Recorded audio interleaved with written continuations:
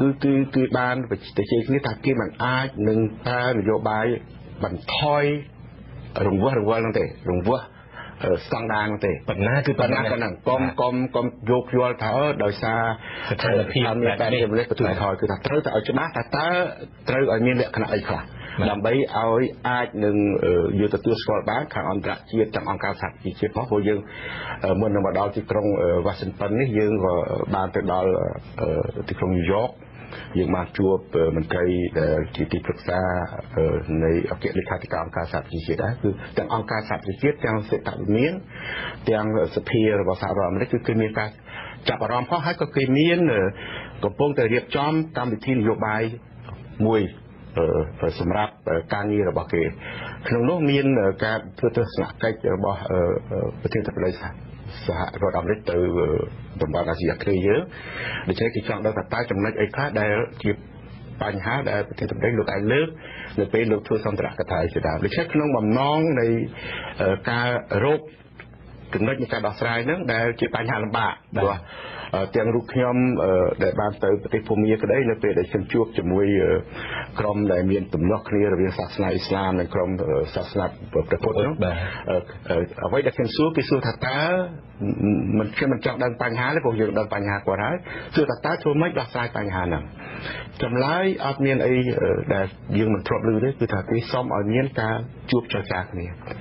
រវាងក្រុមដែលមានបញ្ហាហ្នឹងជាមួយអ្នកដែលមានអំណាចហើយរឿងនេះហាក់ដូចជាវាជាប់គ្នានឹងរឿងស្ថានភាពស្រុកខ្មែរដែរដែលការមានគំនិតចង់ឲ្យមានការជជែកគ្នាគឺជាមូលដ្ឋាននៃការដោះស្រាយបញ្ហាហើយនៅពេលណាដែលយើងឮបញ្ហាថាទេជជែកគ្នាលេងបានហើយចរចាឈប់ចរចាហើយមានតែប្រើកម្លាំងបាយអីហ្នឹងអាហ្នឹងសម្រាប់ខ្ញុំយល់ថាជាជំរឿនមិនល្អទេពីព្រោះជាទូទៅហើយជាការយល់ស្របគ្នាទៅតែគ្រប់អ្នកជំនាញអន្តរជាតិទាំងអស់ហ្នឹងគឺថាត្រូវតែមានការជជែកគ្នាដោយសុទ្ធចិត្តមួយបាទអាដាមបានងាកមកប៉ះបញ្ហាប្រទេសកម្ពុជាអាដាមថាមានប្រសាសន៍ថាបញ្ហាភាគច្រើនគឺគេដឹងតាមរយៈការផ្សាយព័ត៌មានរាល់ថ្ងៃនៅក្នុងប្រទេសកម្ពុជាក៏អញ្ចឹងដែរខ្ញុំចង់លើកសួរអាដាមមួយទេបញ្ហានៅប្រទេសកម្ពុជារាល់ថ្ងៃគឺបញ្ហាព្រំដែនបញ្ហាយើងដឹងប្រជាពលរដ្ឋគាត់ស្រែកថាគាត់បាត់ដីប្រជាពលរដ្ឋថាពេលដែលមករវាស់ដាក់បកគោលខណ្ឌសីមាថ្មីនឹងចូលដីរបស់គាត់ដែលគាត់ធ្លាប់បកករបរចិញ្ចឹមជីវិតរាប់សិបឆ្នាំអីចឹងទៅខាងគណៈបកសង្គ្រោះជាតិនឹងមានមួយចំនួនសភាមួយចំនួនរបស់គណៈបកសង្គ្រោះជាតិថាផែនទីនឹងគឺជាផែនទីសុំផ្ទៀងផ្ទាត់សុំអីឲ្យបានត្រឹមត្រូវអីជាដើមហើយរហូតដល់តែប្រធានគណៈបករបស់គណៈបកសង្គ្រោះជាតិហាមកូនចៅទៀតថាពីថ្ងៃនេះទៅឲ្យមាននិយាយពីរឿងបញ្ហាព្រំដែនហ្នឹងគឺឲ្យលើកអំពីដំណោះស្រាយផងជារៀងការរិះគន់លើពីបញ្ហាអាដាមតើបញ្ហាព្រំដែនគួរមានដំណោះស្រាយបែបណាទីមួយគឺបញ្ហាព្រំដែនជាបញ្ហាជាតិណាប្រទេសជាតិណាបាទមិនអាចនរណាមកបិទមាត់នរណាមិនឲ្យនិយាយរឿងបញ្ហាជាតិព្រំដែនទេណាបាទព្រោះយើងជាប្រជាជាតិមួយការកាតព្វកិច្ចចម្បងត្រូវតែគិតពីរឿងបញ្ហាជាតិអត់ជាតិយើងមិនដឹងជាយកអីជាសម្អាងយកអីជាទីកន្លែងដើម្បីនឹងការពារយើងជាមនុស្សទេជាមនុស្សនៅក្នុងផ្នែកពិភពលោកទេដូចជាពួក Rohingya នៅប្រទេសភូមាអញ្ចឹងឥឡូវគាត់គេអត់ទទួលស្គាល់គាត់ថាសញ្ជាតិអីផងហ្នឹងបាទសុំសញ្ជាតិហ្នឹងក៏មិនអោយស្អីក៏មិនអោយហើយ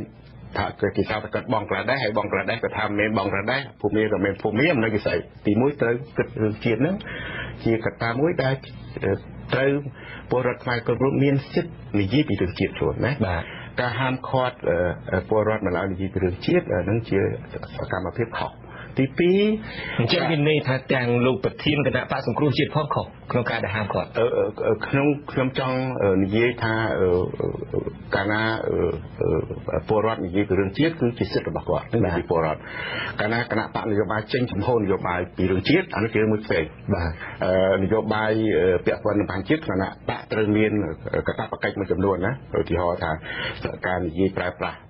សកម្មភាពនិងភាសាគឺកុំឲ្យវាប៉ះពាល់ទៅលើកិច្ចការទូតឧទាហរណ៍ថាយើងរស់នៅជិតប្រទេសជិតខាងយើងអាចនិយាយភាសាបានច្រើនយ៉ាងណាភាសាទូតណាតែនិយាយពីរឿងទឹកដីដូចគ្នាក៏ប៉ុន្តែគេនិយាយភាសាមួយដែលវាមិនធ្វើឲ្យអ្នកដែលជាប់ជិតខាងយើងគេឈឺចាប់ឬក៏ក្តៅក្រហាយបង្កើតជាបញ្ហាគេធ្វើម៉េចយើងនិយាយទៅភាសាការទូតការពារទឹកដីការពារប្រជាជាតិយើងបាន ហើយជាមួយនោះគឺថា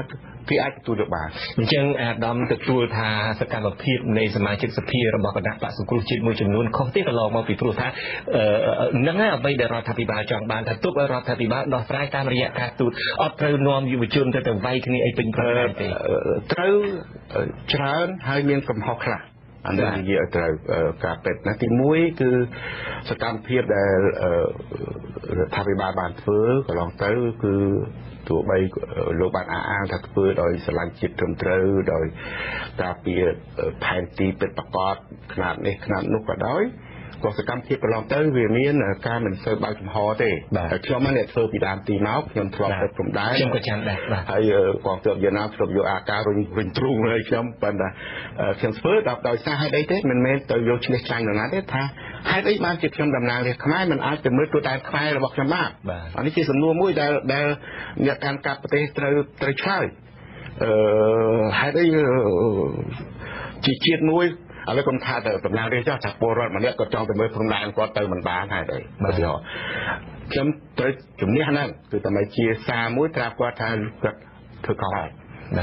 ទី2គឺបញ្ហាពាក់ព័ន្ធទៅនឹងការងារដែលពាក់ព័ន្ធនឹងការរៀបចំព្រំដែនมันអាចថាកុំភ័យរដ្ឋាភិបាលធ្វើឲ្យមិនមែនគេមិនចេះស្រឡាញ់ជាតិទេធ្វើគេស្រឡាញ់ជាតិដែរលោកអីមកស្អីមិនចេះដឹងអីมันអាចថាចឹងទេគឺថាត្រូវបញ្យល់ពលរដ្ឋឲ្យដឹងថាធ្វើដោយនីតិវិធីអីបើយកស្អីជាផុសតាងហើយអ្នកដែលជំនាញដែលយើងទៅនឹងមានអីខ្លះខ្ញុំមានទិសគន់តាំងពីហេតុអីបានជាមិនបោះបកគោខ្លួនឯងឬអីទៅសុំឲ្យវៀតណាមឲ្យបកគោយើងឧទាហរណ៍ហើយយើងម្ចាស់ទៀតខ្លួនឯងក៏បោះបកគោក្រាក់ក៏បានដែរឲ្យបោះមិនក៏មិនបោះបើយើងខ្លះទៅអានេះក៏គឺជាសំណួរមួយដែរដូច្នេះខ្ញុំថាអញ្ចឹងមានន័យបញ្ហានឹងឯងបាទបញ្ហាសំទោសអាដាមអញ្ចឹងមានន័យថាបកគោថ្មហ្នឹងគឺខាងវៀតណាមអ្នកបាទគេធ្វើឲ្យគេផ្ដល់ឲ្យទាំងអស់អានេះជាបញ្ហាមួយបាទដូច្នេះបានថាត្រូវតែឲ្យមានការបើកចំហហើយត្រូវតែមានការបញ្យល់ព្រោះរដ្ឋាភិបាលមានតួនាទីមួយគឺបញ្យល់ទាំងប្រជារាស្ត្រទាំងតំណាងរាស្ត្រហើយកណ្ដាលលេងឲ្យលេងបញ្យល់ឲ្យលេងគម្រាមអានឹងខុសទៀតដែរដូច្នេះបានវាមានជាការងារមួយដែលតំណាងរាស្ត្រគាត់ធ្វើនៅពេលដែលពលរដ្ឋគាត់នៅព្រំដែនថាវាបាត់ដីនេះបាត់ដីនោះរដ្ឋាភិបាលថាបញ្យល់ជាមួយសុនឆៃ5ម៉ោងហើយមិនក៏នៅតវ៉ាឲ្យទៀតតែនោះខ្ញុំមេក្រូខ្ញុំពីបាត់ទៅបាត់បាទព្រោះមានសំណួរខ្លះដែរថាវៀតណាមយកដីយើងប៉ុណ្ណេះណាហើយយើងចូលទៅគេប៉ុណ្ណោះហើយនៅសល់តែពាក្យយើង1000ប្រមាណហិកតាទៀតប៉ុន្តែសួរអានោះនៅតាណាមិនទាន់ឆ្លើយដែរប៉ុន្តែអ្វីដែលសំខាន់យើងត្រូវនិយាយការពិតថាដល់នៅពេលដែលសកម្មភាពចុងក្រោយនេះនៅពេលដែលតំណាងរាស្ត្រលោកបានទៅឃើញការបញ្ជីស្រះតាមមកធ្វើអីហ្នឹងលោកតវ៉ាទៅយើងជាលើកទី1ហើយដែលយើងឃើញមានប្រតិកម្មផ្លូវការជាសាធារណៈពលរដ្ឋាភិបាលក៏មានប្រតិកម្មដែរប៉ុន្តែគេធ្វើស្ងាត់ប៉ុន្តែលើកក្រោយនេះហាក់ដូចជាមានលិខិតពីក្រសួងការបរទេសទៅស្អីបាទហោហែជាគោលការណ៍ត្រូវយល់គ្នាចំណុចហ្នឹងគួរតែផ្អាកចាំមើលសិនបាទហើយការនាំគ្នាទៅកកកកាយឲ្យច្រើនទៅចរាចរណ៍អីមានយួនមានវាយបំណងអីហ្នឹងអាហ្នឹងខ្ញុំថានោះមិនត្រូវទេតាមគឺស្រាបាទហ្នឹងជាយើងនិយាយឲ្យយុត្តិធម៌ណាយើងអត់កុំឲ្យកាន់ជើងនរណាមួយថានៅពេលណាយើងយកមនុស្សច្រើនទៅខ្ញុំជាប្រធានក្រុមណារាក៏បានណែនាំដែរថាកុំធ្វើដល់កម្រិតហ្នឹងហើយរឿងនេះយើងអាចធ្វើជាគណៈកម្មការចម្រុះសទ្ធាអីចោះទៅមើលទៅប៉ុន្តែយើងទៅជាក្រុមរាប់ពាន់អាហ្នឹងវាអាចមានបញ្ហាអំពើហិង្សាបាទអាហ្នឹងតែជាចំណុចដែលខុសការរោគឯកសារការរោគអីការសួរនាំថាអាចមិនត្រូវឯកសារនេះអានោះគឺជាសិទ្ធិមិនអាចយកជាមូលដ្ឋានយកគ្នាទៅញាត់គុកដូចអាដាមហុងសុខមួយនឹងបានទេបាទអាដាមខ្ញុំបានវិញជម្រាបសួរអាដាមអំពីថាតើមានដំណោះស្រាយខ្លះអាដាមបានឆ្លើយមកខ្ញុំចាំបានទាំងអស់គឺថាដំណោះស្រាយទី1គឺថាសូមឲ្យមានដំណាភិបសូមឲ្យមានការបើកចំហទាំងសមាជិកសភាទាំងប្រជាពលរដ្ឋទូទៅតើគួរមានអ្វីទៀតដែរដែលជាដំណោះស្រាយជាដំណោះស្រាយយើងខ្ញុំធ្លាប់និយាយឲ្យបានជាច្រើនដងយើងមើលការដោះស្រាយជាមួយប្រទេសជិតខាងយើងការដោះស្រាយជាទ្វេភាគីមិនសូវធានាទេខ្ញុំក៏ដូចជាអ្នកឯកទេសជាច្រើនដែរថាវាត្រូវតែមានការចូលរួមជាអន្តរជាតិមួយបាទហើយយើងវាសំណាងប្រទេសកម្ពុជាយើងវាមានសំណាងដោយមានកិច្ចព្រមព្រៀងទីក្រុងប៉ារីសបាទ ហើយកិច្ចព្រមព្រៀងនៅកម្ពុជានេះទាល់តែរដ្ឋាភិបាលស្នើទៅទៀតបានគេសមាជិកលោកដៃបានគណៈបកប្រឆាំងលោកស្នើបានទេដូច្នេះបានយើងសូមឲ្យរដ្ឋាភិបាលលោកយកបញ្ហាកិច្ចព្រមព្រៀងនៅកម្ពុជាឬក៏ជាបញ្ហាឲ្យខាងអន្តរជាតិចូលរួមដែលឥឡូវមានប្រទេសបារាំងគេស្នើមកហើយគេថាដោយរដ្ឋាភិបាលយើងឬក៏ជាមួយវៀតណាមព្រមព្រៀងគេឲ្យជាជួយជាបច្ចេកទេសអានេះជាជំរើសល្អព្រោះការទទួលស្គាល់ជាអន្តរជាតិហាក់ដូចជាធានាជាងការទទួលស្គាល់ជាទ្វេភាគីកាលណាដូចយើងជំនួសជាមួយថៃអញ្ចឹងដល់យើងទៅតុលាការឡាអេទៅហើយគេយកឯកសារគេចាស់មកដែលយើងធ្លាប់ប្តឹងដោយកាលនោះប្រគល់ណានរងជាលោកសម្ដេចតាលោកប្តឹងទៅវាស្រួលធានាជាងដល់ទ្វេភាគីវាមានបញ្ហាថ្ងៃក្រោយទៅទ្វេភាគីម្ដងទៀតប៉ុន្តែអានឹងមិនតាក់ទងទៅដល់តំណែងការទូតរវាងប្រទេសទាំងពីរទៀតហើយវៀតណាមគេថាគេដោះស្រាយតែពីរអ្នកបានហ្នឹងអត់មានឆ្លោះគ្នាផងចាំបាច់ហៅភាគីទី3ទី4មកធ្វើអីបាទរឿងនេះជាបញ្ហាដែលយើងប្រើប្រាស់ការទូតបានព្រោះរឿងនេះមិនមែនខាងវៀតណាមក៏ទទួលស្គាល់ដែរថាការយើងប្រើប្រាស់តុលាការអន្តរជាតិនេះវាជាជាងការចំនួនរវាងប្រទេសនិងប្រទេសបាទព្រោះយើងអត់ទៅនោះយើងគិតទៅថានេះបោះអញនេះបោះឯងវាយគ្នាដៃក្បាលទៅតើវាបានផលអីបើតែយើងឲ្យទេជំនាញក្រុមបច្ចេកទេសដូចខ្ញុំនិយាយអញ្ចឹងយើងម្នាក់ចង់បានទូនាទីតែខ្លួនឯងឯកទេសព្រំដែនឯកទេសខាងដូចជាខ្ញុំមិនដឹងបណ្ឌិតណាខ្លះអីដែលគាត់យល់ថាគាត់មានជំនាញខាងផែនទីទេទោះបីខ្ញុំតវ៉ាក៏ខ្ញុំអត់មានជំនាញទេគឺថាយើងយកបញ្ហាឬក៏ព័ត៌មានដែលយើងទទួលបានយកជាសំណួរទេគឺថាតើអានេះអាចជាបញ្ហាទេឬក៏អាចជាឯកសារទេតើមានក្រុមជំនាញខាងភូមិសាស្ត្រណាដែលគាត់ដឹងច្បាស់លាស់ជាងហើយគាត់បញ្យល់ហេតុផលឧទាហរណ៍មានគាត់ចុងក្រោយនេះមានបកគោលមួយចំនួនដែលគេបានលើកឡើងនោះគេថាវាមានគេហៅ projection មាន system of projection គេថាផែនដីយើងវាមូលដែលយើងលាតឲ្យទៅលាតណោះវាមានរបៀបប្រើ projection ទៅអាចំណុចហ្នឹងខុសគ្នាមាន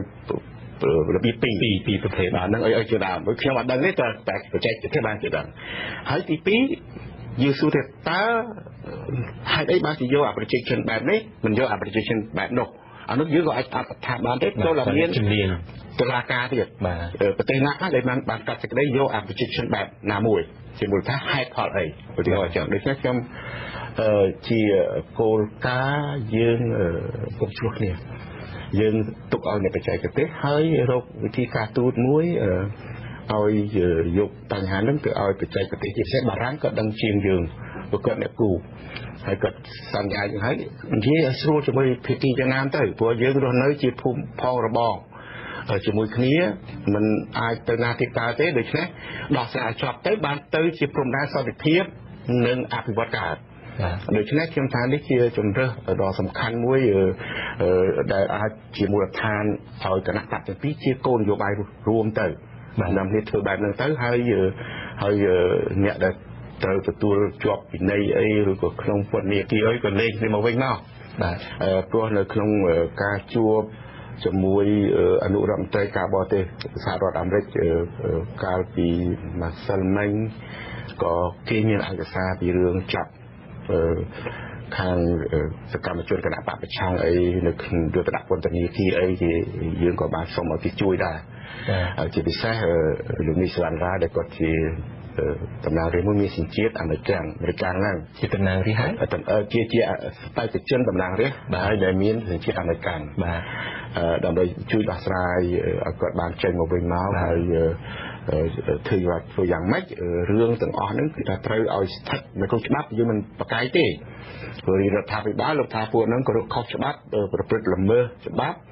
អង្គតុលាការទេប៉ុន្តែយើងកុំយកបញ្ហានយោបាយមកច្បុកច្បល់នឹងតុលាការត្រូវតែដោះស្រាយជាស្ដាប់ប្រសាសន៍លោកនាយករដ្ឋមន្ត្រីហ៊ុនសែនវិញដូចជាមិនមែនតាក់ទងបញ្ហាតុលាការអីទេអាដាមពីព្រោះថ្មីនេះលោកនាយករដ្ឋមន្ត្រីហ៊ុនសែនមានប្រសាសន៍ថាបើគេអត់ទុកឲ្យខ្ញុំសុខ ខ្ញុំក៏អត់ទុកឲ្យអ្នកឯងសុខដែរដូច្នេះអាពាក្យសុខហ្នឹងគឺមានន័យថាអ្វីដែលប៉ះពាល់ដល់លោកប៉ះពាល់ដល់សេចក្តីសុខរបស់លោកគឺថាលោកនឹងបំពេញអ្នកឯងខ្ញុំសូមទៅចាប់សំណួរខ្ញុំតិចតើអាដាមតើរាល់ថ្ងៃនេះអាដាមឆ្លើយពីខាងអាដាមទៅចុះថាតើសកម្មភាពរបស់គណៈបកសង្គ្រោះជាតិរបស់សកម្មជនគណៈបកសង្គ្រោះជាតិមន្ត្រីរបស់គណៈបកសង្គ្រោះជាតិនឹងបានធ្វើអីខ្លះដែលប៉ះពាល់ដល់សេចក្តីសុខរបស់លោកនាយករដ្ឋមន្ត្រីហ៊ុនសែនបានជាគាត់ខ្លាំងដែរបើអាដាមគិតមើលជាខ្ញុំធ្លាប់ឮពាក្យហ្នឹងតាំងតែពីកលមានការឆ្លើយបំភ្លឺភ្លឺ5ម៉ោងពាក់ព័ន្ធពេលដែលខ្ញុំស្នើឲ្យមានការអនុវត្តតាមគោលការណ៍នីតិវិធីរបស់សភាក្នុងការបញ្យល់បញ្ហាជាតិជូនប្រជាជាតិហ្នឹងតាមការឆ្លើយសំណួរតំណាងរាស្ត្រអីនៅក្នុងសភាអីហ្នឹងក៏មានការលើកឡើងថាមានការផ្ដួលរំលំសម្រាប់ប្រកូណាសៀនុហ្នឹងក៏ដោយសារបញ្ហាលើព្រំដែនឬបញ្ហាវៀតណាមវៀតកុងអីជាដើមបាទនេះគឺថាជារឿងមួយដែលវាធ្វើឲ្យខ្ញុំយល់ទេបាទសម្ដេចនាយករដ្ឋមន្ត្រីលោកថាឥឡូវយករឿងព្រំដែនហ្នឹងមិនមែនរឿងព្រំដែនពិតប្រាកដទេប្រហែលជាចង់បង្កើតជាចលនាបះបោរមួយមករំលំគាត់ខ្លះហើយអញ្ចឹងហើយបានគាត់ប្រក្រាបទៅអាហ្នឹងត្រូវយល់គ្នាព្រោះក្នុងការងារនយោបាយអាយដាមប្រធានលោកក៏យល់ដែរបញ្ហាហ្នឹងជួនកាលវាប្រាប់ថាវាបញ្ហារសើបឬមិនរសើបតែថាជាបញ្ហាមួយដែលយើងត្រូវយល់ទៅលើភាគីមួយទៀតថាហេតុអីបានគាត់ធ្វើប្រតិកម្មខ្លាំងក្លាបែបហ្នឹងបាទដោយសារគាត់យល់ថាយើងធ្វើនេះមិនមែនធ្វើតែរឿងបញ្ហាព្រំដែនទេប្រហែលជាចង់យកអាហ្នឹងឲ្យចលាចលទៅរំលំគាត់ដូច្នេះហើយបានជាដែលខ្ញុំឲ្យបន្ទុកឬក៏ថាសន្និដ្ឋានថាការប្រើមនុស្សអីកកអីទៅប្រកបប្រក្រែងនោះអានោះជាបញ្ហាដែលអាចចោទបានដែរអាចចោទថាបើតាមអាដាមចង់មានប្រសាសន៍អញ្ចឹងនៅពេលដែលមានមនុស្សនាំកក1000 2000នាក់ហ្នឹងធ្វើឲ្យលោកហ៊ុនសែនភ័យចា៎អាចជាកត្តាជាផ្នែកមួយបើតាមពិតទៅវាមិនមែនជារឿងអីអាក្រក់ពេកទេពលរដ្ឋលោកចង់ទៅឃើញដែរដូចខ្ញុំបានបញ្ជាក់ជាចាំបត់ពីដើមទីថាពលរដ្ឋលោកមានសិទ្ធិទៅឃើញព្រំដែនបាទប៉ុន្តែគាត់ទៅបណ្ដាគាត់ចង់ឃើញព្រំដែនគាត់ហ្នឹងហើយដល់មានអ្នកណាដឹកនាំទៅគាត់ចង់ទៅដែរទៅបើវាច្រើនទៅហ្នឹងបាទហើយដល់រឿងហ្នឹងទៅវាធ្វើឲ្យផ្អើលវាត្រូវឲ្យភ័យដល់នាយករដ្ឋមន្ត្រីថាអូពួកនេះបែបទៅបង្កើតជារឿងទៅអាចប្រវាយគុតគ្នាជាមួយបដិវត្តពណ៌អីចឹងទៅដូច្នេះប៉ុន្តែជាការយល់ខុសខ្ញុំសោកស្ដាយថាអ្វីដែលនឹងកើតមានក្នុងប្រទេសកម្ពុជាវាគួរតែជារឿងល្អបាទដោយសារហាក់ដូចជាមានការមូលមាត់គ្នាមានការទទួលស្គាល់ថាបញ្ហាព្រំដែនជាបញ្ហាជាតិយើងត្រូវតែឯកភាពគ្នាបានដោះស្រាយចេញបាទអានេះគឺកត្តាគឺមូលដ្ឋាននេះគឺត្រូវតែទទួលស្គាល់ហើយអនុវត្តបាទអាចជាកំហុសរបស់គណៈបកសង្គ្រោះជាតិទេនៅពេលដែលយើងនាំគ្នាធ្វើបាតកម្មហើយឲ្យប្រជាពលរដ្ឋស្រែកថាលោកហ៊ុនសែនចុះចេញទៅហ្នឹងធ្វើឲ្យអាសាហ្នឹងដកជាប់នៅក្នុងអារម្មណ៍របស់លោកនាយករដ្ឋមន្ត្រីហ៊ុនសែនទេដែលឃើញមានបញ្ហាអីតិចតួចគាត់ចាប់ផ្ដើមមានប្រតិកម្មខ្លាំងចឹងអាចជាកំហុសទេពេលនឹងបញ្ជូនសារហ្នឹងជាទូទៅបើយើងសន្និដ្ឋានថាប្រទេសកម្ពុជាជាប្រទេសដែលកម្មវិធីប្រជាធិបតេយ្យសេរីពហុបក